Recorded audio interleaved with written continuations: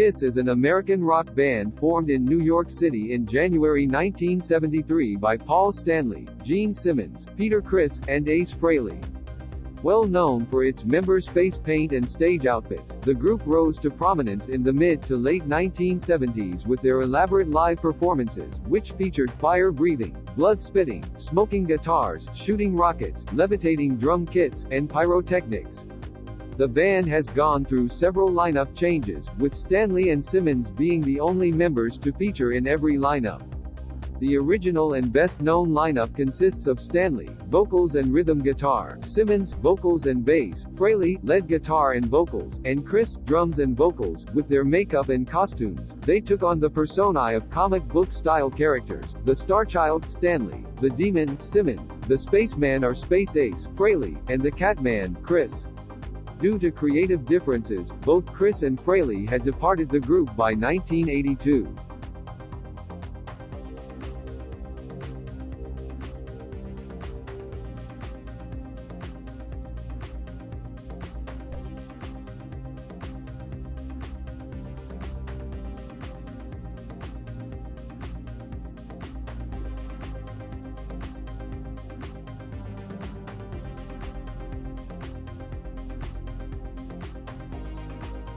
Daredevils. Why don't we really take the Psycho Circus to the extreme? So you're going to have a really great time. You're going to hear all the songs you want to hear. You're going to see special effects you've never seen before. But we promise you, this is going to be a kick-ass rock and roll show, because with 8-inch heels, you better believe we're going to do some stomping.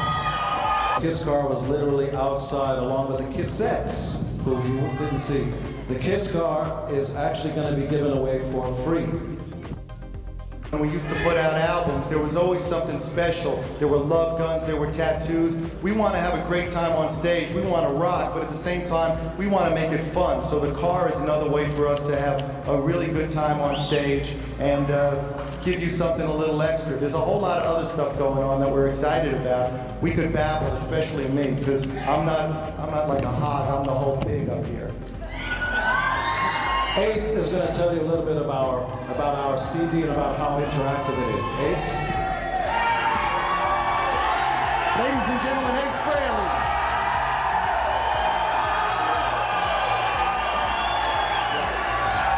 That sounded good.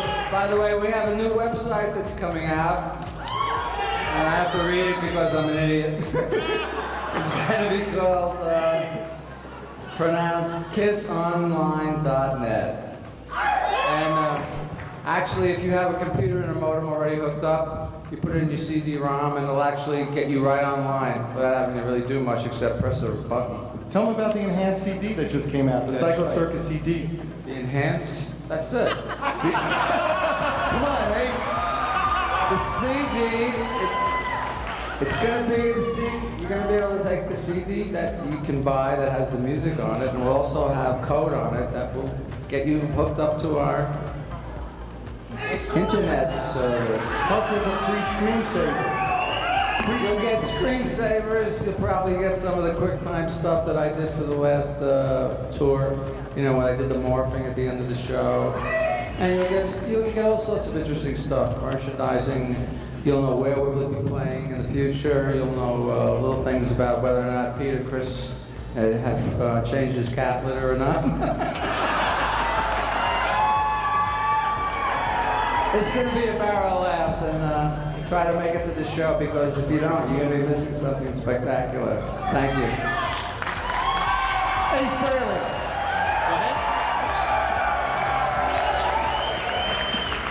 Gene. Yes, sir. Is your... Hi, my name's Wayne. Where are you, Wayne? I'm right in the middle of you. Yes, right sir. in front. I got you. I'm a big fan of yours. You're a powerful and attractive man, Wayne. Thank you. Maybe we could talk later and, you know. I'll be in jail.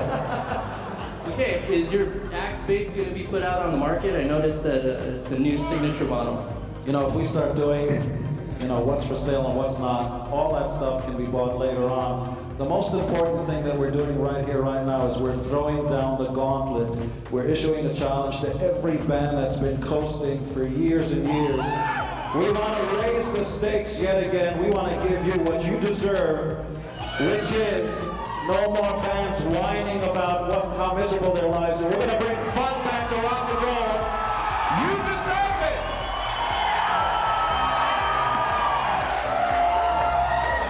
You know, there's been some people who've also been saying, you know, on the last tour, wow, it was the biggest grossing tour of the year. You guys are making all this money.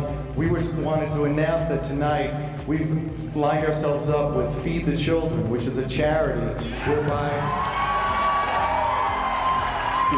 every month we're going to donate a truckload of food. That's 30,000 pounds of food to underprivileged children for the next 10 months. That means that in the next 10 months, we're going to feed 1 million people.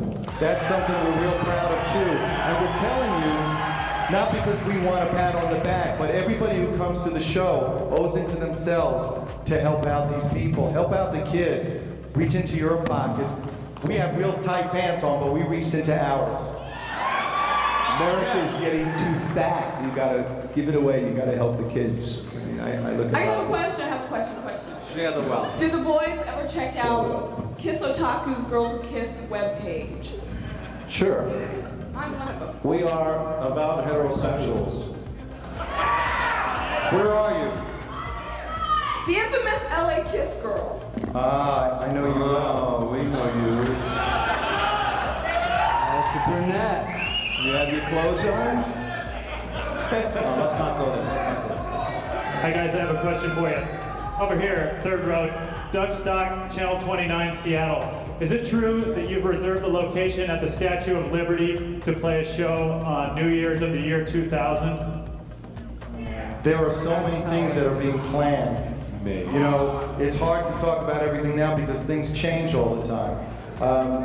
Kiss is kind of like, we're part of it, but it's almost like an animal that has a life of its own. We hold on to it. We're never sure where it's going. But you can bet your bottom dollar that on the millennium, we're going to be somewhere doing something real special. And every year, we want to take it a step further. Whatever you like on the reunion tour, you're going to love on the Psycho Circus tour, and it's only going to keep getting better. We're really glad to be back together, and I hope that shows because we're having a great time, and we wouldn't be here if it wasn't for you people. Yeah! Thank you. We love you. Yeah, guys. Does Todd McFarlane have anything to do with the set? With the concert set? No. I have a question here. Do you guys feel that the song You Wanted the Best can be the next rock and roll night as far as being a Kiss classic? You know, that's really up to you. We just work here. You guys, we'll leave the You reviews guys up. pick out the next song. We'll just keep writing them. You know, we were thinking of doing the obvious, press thing for the album. We're going to have a real state kind of closed event just for the press. All these people with the cameras and I'm from Channel 38 from the Bronx and so on. But we started this with you. We started this with the fans. If we have anything to say, it's to you. Of the people, for the people, by the people. All the rest of the people are welcome for the ride, but our communication is with you. The real fans are back there. Gene will be running for office after the tour. Love you, man. Well, I got a question. How you doing? My name's Charles. I'm in the back here, and I grew up with you guys for the last 20 years plus, and I'd just like to say thank you because it's nice to have heroes that we can worship and grow up with that haven't let us down. Thank you. Thank you. You know, we gotta say that one of the things that we've always loved most about the fans, about you people, is that you've always been honest with us. You've told us when you love what we did, and you've also told us when you don't like what we do. And we respect you for both, and we try our best not to let you down. You people really are the reason we're here. I mean, I keep saying it. You people make us look small. We're not worthy. You know, what really makes it special for me, and I think for everybody up on this panel, is the fact that, we've had our differences over the years, but when we get on stage, we have a great time. There's a natural chemistry that we haven't lost, which I can't explain where it comes from because we're all from so completely different backgrounds. It's unbelievable if you really knew the truth. what really makes it special is when we get on stage and seeing the faces of all the audience. Every night, I mean, everybody walks out of the show, and for 2 hours they forget about all their problems, and that's what we're all about. It's better than drugs. Better than drugs. I got a question here in the first row, right over here. House left, right? What's up, guys? We're a big fan, but I've been thinking, like, going back. What groups and bands influenced Kiss back in the early days when you guys were just getting together? I think we've all been influenced by different bands. I mean, definitely the Beatles for me, John Lennon, Led Zeppelin, Rolling Stones, The Who, Hendrix, Jimi Hendrix. It's just interesting to see what kind of music you guys listen to other than your own. I guess people, I'm curious. One of my favorite movies. Lawrence Welk. One of my favorite groups is the Girl Scouts of America. He likes them better.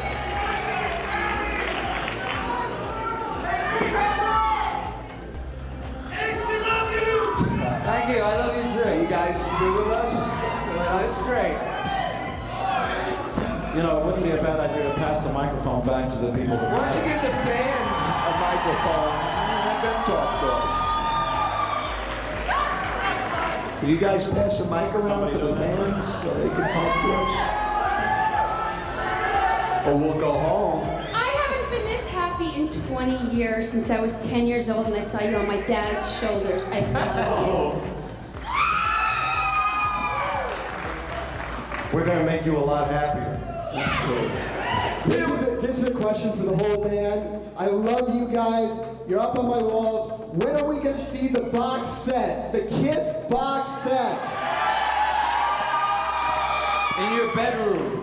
You know, the reason we haven't done a box set yet is because a lot of bands do that when it's over or when they're feeling that they're on their last legs. There was a time, to be honest, where we thought about putting out the box set. At this point, it's a long way off. I mean, it'll obviously be worthwhile because we have a whole lot of great demos, a whole lot of stuff that you people have never heard before. And I know a lot of people here have a whole lot of stuff that's bootleg, but we have the stuff you really have never heard before. It'll come out, but we've got a long way to go. Let's enjoy today and not spend so much time thinking about yesterday. Peter, we got a question. I'm a drummer. I suffer from carpal tunnel. I'm just kind of curious how your carpal tunnel's doing. Thank you. I appreciate you being concerned. It's better. I guess it's something that doesn't go away, but if you take care of it, and we could go on forever. But it's much better, and I'm going to kick ass this year. So, but thank you. This is more of a comment. I just like to thank you guys for coming back and give us what we've always wanted, which was just a damn good rock and roll show. And can you help LA to get a decent radio station? Like KMAC 105.5! Woo-hoo! Yeah! Kiss rock and roll forever! Can you please help LA to get rock and roll back? I think you just did. I don't live here. Gene? Yeah. Is Gene. another question for Peter? Yes? Are you going to sing your song from Psycho Circus on tour? We'll probably always keep Beth in the show. I mean, Paul wrote the song for me, and I think it's a great song. And if it, in anything, if it does great, yeah, we'll do it. I mean, we'll do anything that the fans and everybody wants us to do it. So I'd love to sing it. Paul was thinking about me when he wrote it, so it's a great song. Sure. Who knows? I have a question for you, man. I have a question. Yeah. Right back here. This is a message to Ace Frehley that I love you. And the second question is, are you going to do any other songs from your solo album? The Ace Frehley solo album. Not planned at this time. The only thing I know right now we're working on Psycho Circus, Into the Void, and Within. Speaking of my baby, Gene, I just want to say that you guys are the fucking best, man. You're right. You guys are the best.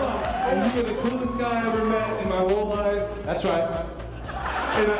And say hi to your daughter, Sophie. All right, hold on. Gene, I have a question for the Hold band. on, I got a question here. Let's get to the heart of the matter here. This is going to be a great celebration. I don't want to rain on anybody's parade. I'm right here in the middle. Yo! I just want to know, because I've been reading this is going to be a really long tour, and you guys are going to probably want to rest, rightfully so, right after So we can be waiting 2 or 3 more years to be doing this again. I want one in a year from now, not 3 years. But that's hard to say, because we take it, each day is a great day for us. Every day is like the first day of our lives, and that's a long way off. But I'll go for the rest, but I never want to stop playing. I don't know how the other guys feel, but I'll play with these 3 guys till I die. You know, sometimes,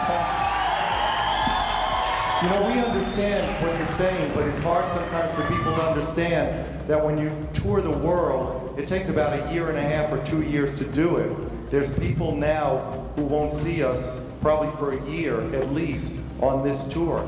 So we'll do what we can as soon as we can, but we got a big job ahead of us, and we're just the guys to do it. Hi, I'm John from Hollywood. I got a question for you. You've done a lot of changes throughout the years with your costumes and stuff. How come you didn't create anything new? I'm kind of curious. New costume. I think it isn't broken, don't fix it, but Ace should talk. I'm sorry. Did you say we created new costumes? No, I haven't. No, why you did it? We play rock and roll too long. I'm fucking dead.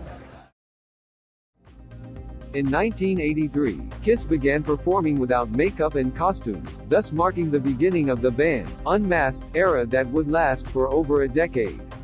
They accordingly experienced a commercial resurgence, with the platinum-certified album Lick It Up successfully introducing them to a new generation of fans, and their music videos received regular airplay on MTV. Eric Carr, who had replaced Chris in 1980, died in 1991 of heart cancer and was replaced by Eric Singer. In response to a wave of Kiss nostalgia in the mid-1990s, the original lineup reunited in 1996, which also saw the return of their makeup and stage costumes. The resulting Alive worldwide tour was highly successful, grossing $143.7 million, making it their most successful tour to date.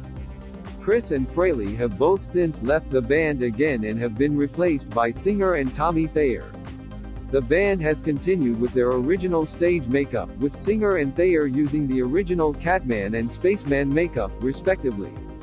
In September 2018, Kiss announced that, after 45 years of recording and performing, they would be embarking on their final tour, the End of the Road World Tour, in 2019.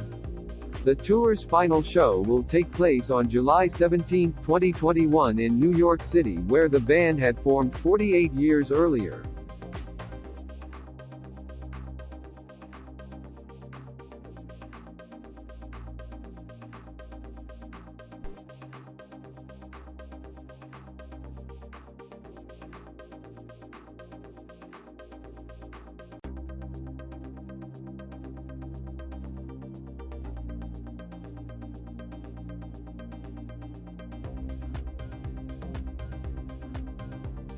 Kiss is one of the best-selling bands of all time, having sold more than 100 million records worldwide, including 21 million RIAA-certified albums. Kiss also holds the title as America's #1 gold record award-winning group of all time, having earned 30 gold albums.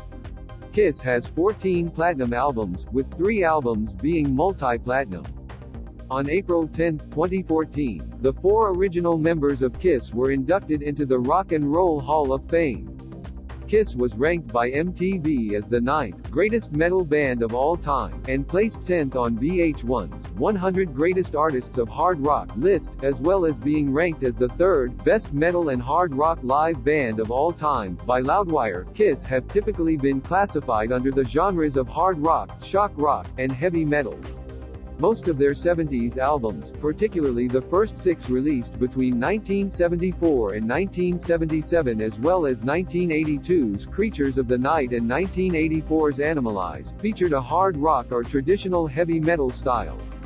1979's Dynasty and 1980's Unmasked featured a more disco, pop rock sound, and 1981's Music from The Elder found the band dabbling in progressive rock. In 1983, starting with Lick It Up and the removal of their trademark makeup, the band began incorporating elements of glam metal into their sound and visual image. Later, in the early 1990s, their sound grew heavier and abandoned the glam metal sound. In the mid-1990s, the band returned to their original sound. Their music is described as a commercially potent mix of anthemic fist-pounding hard rock, driven by sleek hooks and ballads powered by loud guitars, cloying melodies, and sweeping strings. It was a sound that laid the groundwork for both arena rock and the pop metal that dominated rock in the late 1980s. The first review of Kiss by Rolling Stone, in 1973, described the band as an American Black Sabbath. The same magazine's review of Hotter Than Hell stated that with twin guitars hammering out catchy mondo distorto riffs and bass and drums amiably bringing up the rear, Kiss spews forth a deceptively controlled type of thunderous hysteria. At the same time, Bennington Banner from Rock Music magazine said, with its members' bizarre, kabuki-like makeup, studded black leather costumes and arsenal of on-stage firepower, both musical and literal, Kiss represents the most extreme form of hard rock in 1974.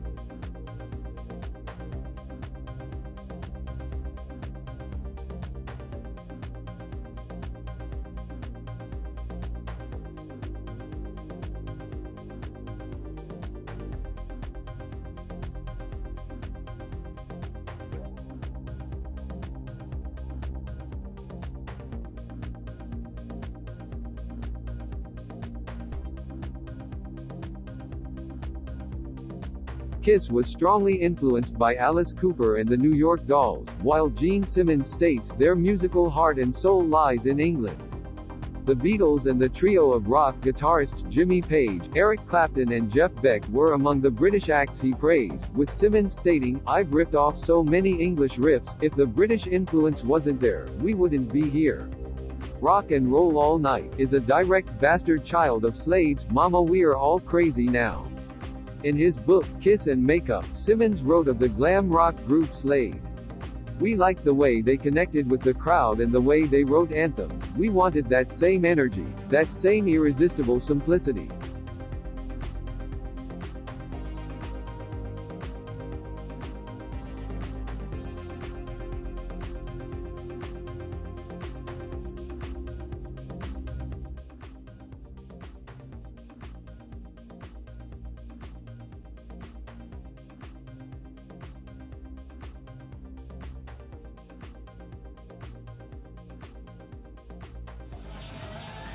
The combination of these two rock and roll powerhouses, Kiss, Def Leppard together, once in a lifetime tour.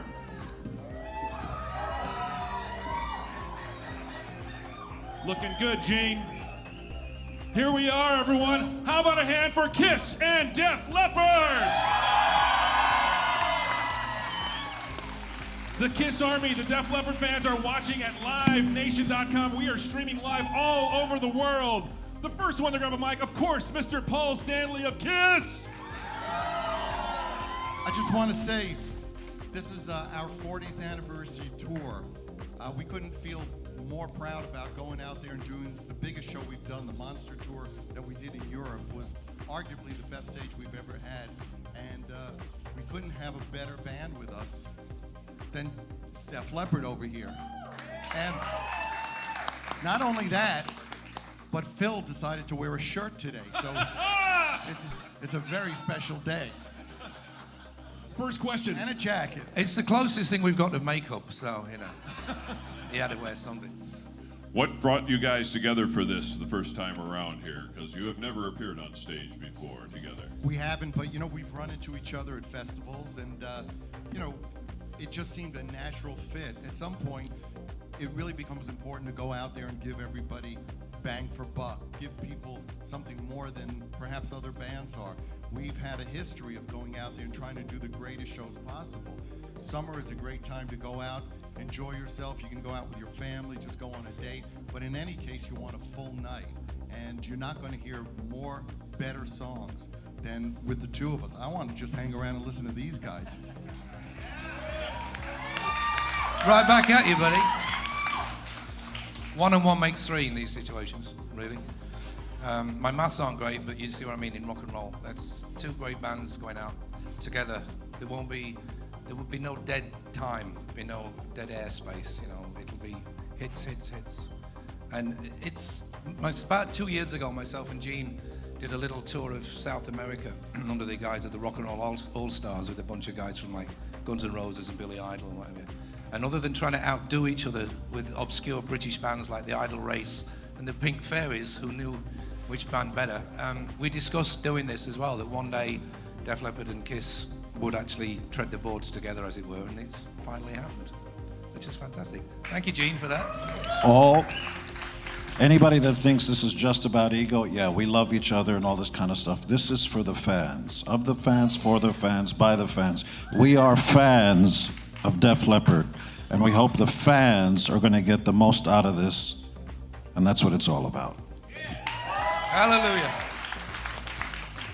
So it's buy the fans, buy the tickets. You guys are looking phenomenal. Can you talk about the state of the band today, 2014? We have never had more fun being on tour. We obviously celebrate everything that's gone on before. We couldn't be here if we didn't start in 1973, 40 years ago. There's been a lot of water under the bridge. There's been a lot of great times, some bad times, but it got us here. And without any hesitation, I gotta say, we've never had more fun. We have a ball out there. We go out there to live up to any expectations, and every night we go out there and blow them away. So I gotta say, we're happy campers. Eric hates me.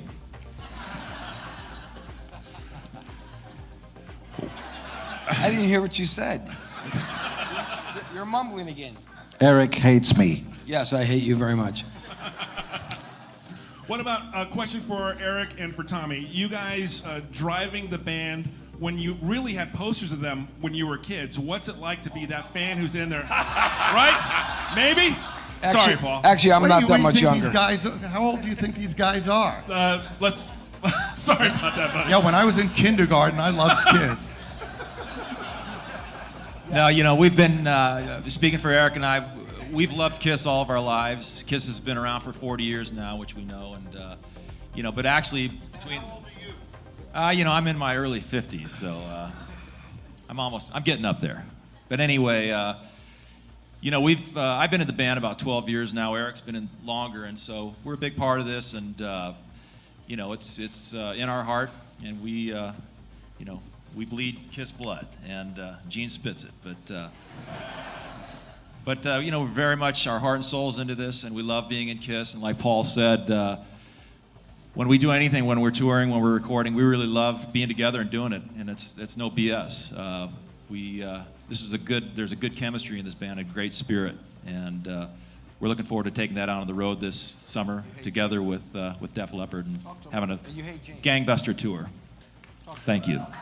One of the things you two guys, you two bands, you two artists share in common, all of you started in clubs from the very beginning. These bands were not formed by a game show on TV. You actually were out there working to begin with from the very, very beginning, working very hard.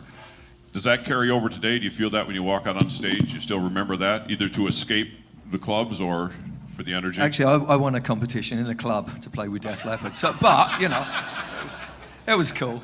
We jammed in clubs actually before I was in the band. He came second. I know, really, but, you know, I beat the other guy up, so, you know, we were good. I came third.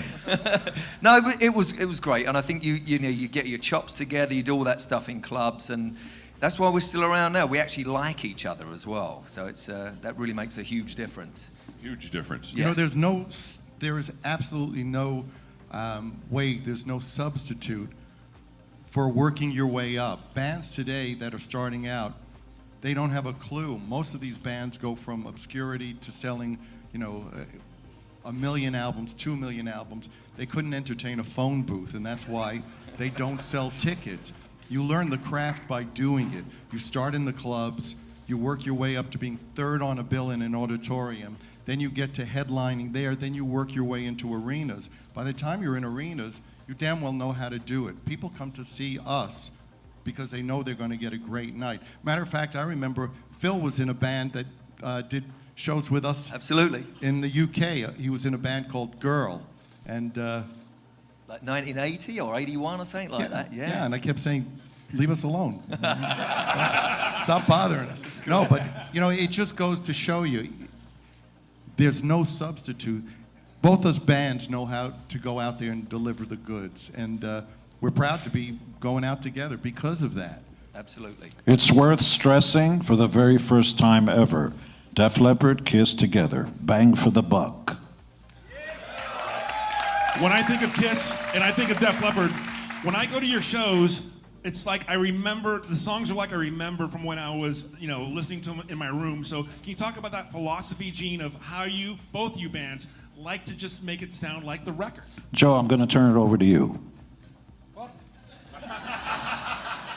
Well, what? Making the song sound like the album when we go on stage, is that what you're saying? No different interpretations, no bluesy riffs. It's just the songs that made you great. You play them. Neither band are really blues-based or jam bands, I don't think. I remember, again, no disrespect intended, but when I was listening to Kiss as a kid, before I was even in Def Leppard.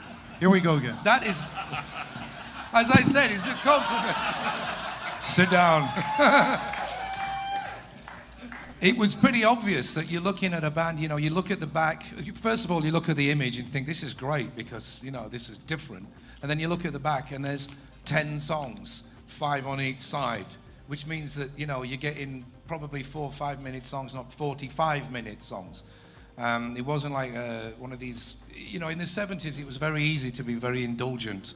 And, you know, side one of an album could be just one song. And these guys were delivering 10 songs. And they were short and they were to the point and they were fun and they were well-structured pop songs, you know, and rock songs, because they had hit singles, so they weren't just pure rock, it was a combination of both. And that's exactly where we were coming from as well. You know, we grew up through the British glam rock scene of bands like Mott the Hoople and Queen, Sweet, Slade, Bowie, T-Rex. These were all guitar-driven, big drums, 3-minute songs with big hooks and choruses. And it's like, what's not to love? So, you know, for us to, especially on this tour, to think we're going to break out into some kind of blues jam, it's not, it's just not going to happen. A band respects its fans by respecting the songs.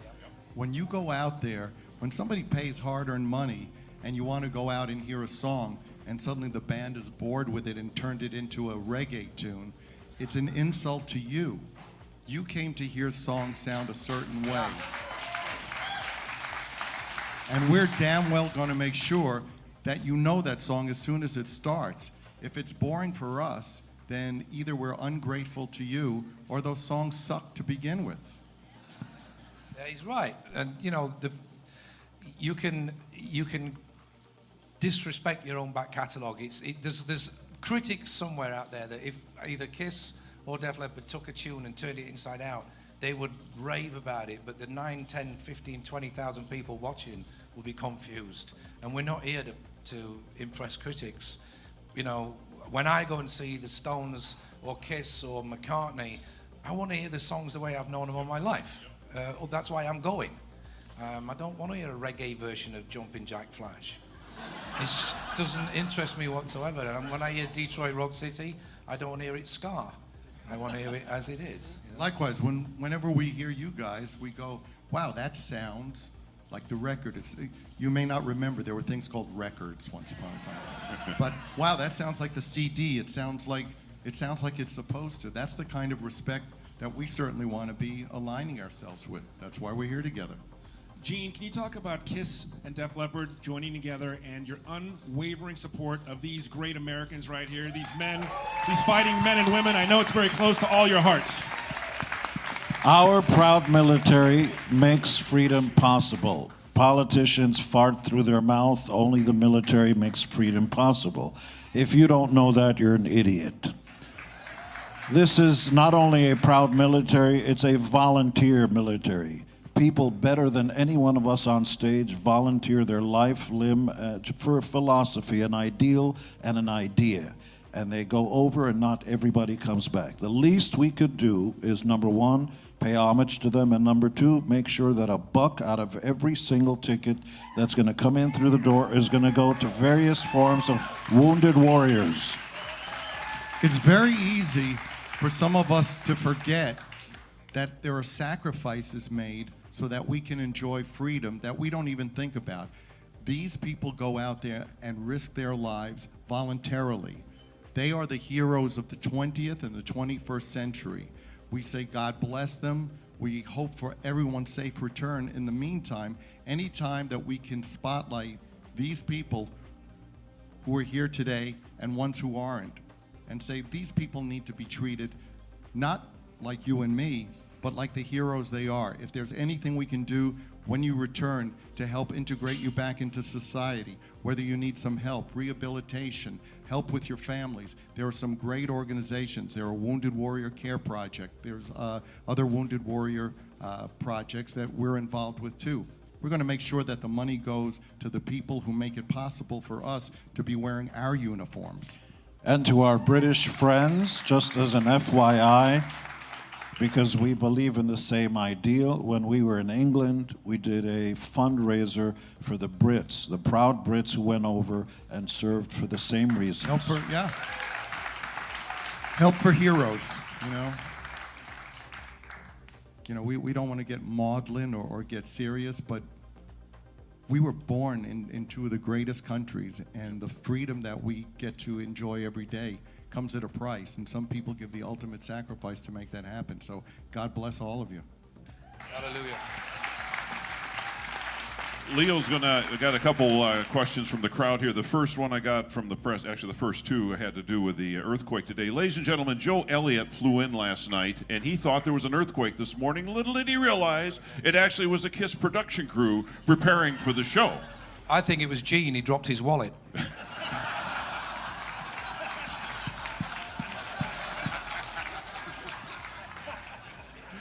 So we're wondering, KISS has been known for the biggest stage show there is. Are you dropping any hints on what's going to happen on this tour? We went out through Europe with what we call the monster stage. We have a spider that's part of the lighting system, comes down onto the stage. It interacts with the stage. When we were putting it together, when I designed it, when we were putting it together, the idea was, why do the lights have to have a separate life of their own, and we have the stage? So it's very much one, and to see this massive rig moving and interacting and us being able to go up in it or to go out, there's nothing subtle about it, but you don't need subtlety.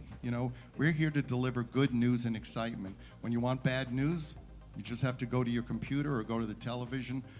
You can get away from it for one night. You can enjoy yourself. All the misery will be there tomorrow, but we want to make sure that we entertain you for one night. Alongside Def Leppard. The question then is, for you guys who have a very bright show and it keeps getting bigger as time goes along, do you feel a challenge? Is there any pressure on you? Not really. I wouldn't call it a challenge or there's always an element of certain people think it's going to be competitive. And I just don't see it as competitive. It's two great bands that are going to be playing for the same amount of time. It's joint forces. I mean, that's what it is. I don't see it as competitive at all. Yeah. Total respect. I was going to say, have you ever seen... From this side of the stage to that side of the stage, total respect. Yeah, I think Paul touched on it earlier as well. The most important element of the concert is the audience. Yep. They're the ones, and it's all about them. And we can deliver great songs, and so can KISS. And that's the bottom line. Everybody will go home happy. They've got their 40th anniversary. We're 35. We're a little young. Maybe 35 years into ours. We're just blessed that we can still do this. I mean, Paul mentioned early on about these, we went through the clubs and then, up to the arenas and stuff like that. And these new kids coming through, I don't really think you'll find many bands that are starting off in the last 2 or 3 years sat on this stage in 40 years' time discussing their 40th anniversary tour, because the infrastructure is so different. We're very blessed that we have an opportunity to take the songs that we've got and they've got and put them in front of one massive, hopefully, crowd, and they can celebrate the history of both bands at the same time. It's a fantastic opportunity. They actually might be on the stage, but they'll be asking who's got the bucket and the broom. Yeah. But isn't it normally, would you like fries with that, sir? Yeah, exactly. But I think this all comes down to pride. Rivalry, who's going to be better. I think this is about going out and being your best, because when you're your best, they get the best. It's all about giving the audience what they deserve. And we'll sleep very contently tonight knowing that we're doing this together. Def Leppard fan Craig right here. Craig? Hey guys, first of all, I want to say thanks for being here. It's really an honor. And I just have a statement specifically for Rick. My son, who's actually not here today because he's actually joining the military today. He's a musician. He plays the guitar. And we were lucky enough to see you guys at the Gibson a few years ago. And ever since then, he's really been inspired by you. The fact that you never gave up after your accident is really keeping him, he thinks that that's really an amazing thing, that you're able to do that and still play at the level that you do. And you're really an inspiration to him, and he just wanted me to tell you that. That's very cool. Thank you. I always tell people that are starting out, celebrate your uniqueness, and that's one thing I strive to do, and just play from your heart. And it's wonderful that you relay that message. Thank you. Eric, before we went out, Eric was talking about Rick, so. I was saying how fantastic he is. I was telling these guys, we were getting ready, and I was telling some of the wardrobe people, I said, when you get a chance, you got to go up and watch Rick Allen play drums. I said, because it's really incredible, and I mean this with total props, Rick. You had to relearn how to play drums, and it's like, I remember the first time I saw you play after your accident, I was standing there at the Forum with Terry Bozzio, who's a pretty acclaimed, renowned drummer, and everybody was just blown away. We're like, oh my God, this is incredible how he plays. It's a testament to your spirit as a person and as a human being, what you are able to accomplish as a drummer. I mean, it's amazing. That's very cool, man. Thank you. The human spirit is the most powerful thing I know, and I think one thing we all have in common is resiliency. We keep coming back, and I have no intention of giving it up anytime soon. So thank you. All right, a question from. If I could just add as well, it's great because of this whole linking with the military. The fact that we've got our own wounded warrior here that's survived and come through even better. The highest compliment that any of the four of us can pay Rick, other than the fact that he has to look at our asses all night, is that we're looking out that way, and to us, to our ears, it doesn't sound any different. In fact, it sounds better. So it's not like there's anything missing. In fact, it's enhanced the songs, and you wouldn't know. You know in the back of your mind he's got one arm, but when you're on stage, you just hear him play the drums, and he just sounds like a drummer. It's the highest compliment we could pay him. Rick Allen. In the center, we have a question from Ronnie. Well, it's not really a question. It's a big thank you to all of you and the military, but I'm from Warner Brothers Studio but we are the proud owners of Detroit Rock City. Yeah. And digital next year. You mean the movie? Yeah, well, the movie, yes, sorry. Yes, the movie. This is so inspirational to all of us that I can't make a promise, but since it's next year, the goal would be to continue all of this, to continue your vision with the wounded soldiers, and to keep KISS and Def Leppard alive forever. question in the front row. Hi, my name is Kim. This is a question for you, Kith. I am an artist myself, but what made you choose the costumes and the makeup? Punishment. Think about it. In hindsight, we're going, we could have been in wonderful bands with t-shirts, jeans, and sneakers. No, we decided to put together this and walk around with, well, for me, another 40 or 50 pounds. Paul's supposed to say, yeah, because he hasn't lost weight yet. And we proudly spit fire, we proudly fly through the air, we proudly blow up stuff, we proudly do all that stuff and work our asses off. Pride is something both Def Leppard and Kiss share in. You have to have pride in what you do. Somebody actually said this to me I've heard it more than once. You guys have money. Why do you keep doing this? There is no better time on planet Earth than to go up on holy stage, because it's electric church, and make everybody in the audience forget about the traffic jam and the bad things in life. It's magic time. You come into our shows, it's magic. You'll feel better. You'll feel alive. That's our job. We're going to make your life better. Speaking of making your life better, there's one word to describe LA Kiss football: undefeated. So, we played our first game. So we played our first arena football game. Not LA us. Kiss. Not us.